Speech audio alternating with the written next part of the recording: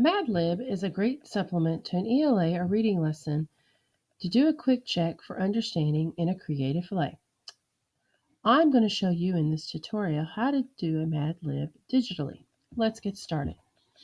The first step in creating a digital Mad Lib is typing a Google Doc. You will then have to do a Google form, and finally you'll have to get the add-on called Form Publisher. Now, when you're typing your Google Doc, Form Publisher wants you to set up what's called markers. A marker is defined by doing two less than signs, the marker word, then finally two greater than signs. I go one step further and change the font color of the markers so my students can see exactly what they type in the Google form when they get their finished Mad Libs. Okay, the Google Doc is done with all the markers set. Now I need to create my Google form.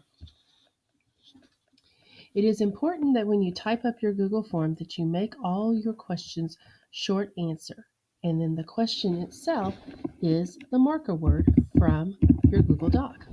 The last marker I typed in my Google Doc was holiday, so I will have my last question here be holiday.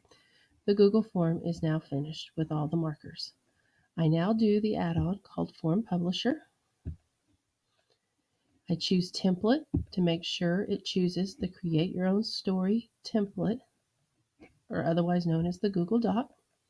It goes out and checks to see how many markers I've typed here as questions and how many markers I've done in my Google Doc. Now the Mad Lib is done digitally. It's now time for me to send it to the students in Google Classroom. The students fill out the form, and then I, as a teacher, when the form gets submitted, receive a PDF copy of the Mad Lib/Form Publisher that I then print out for the students and we read as a class together.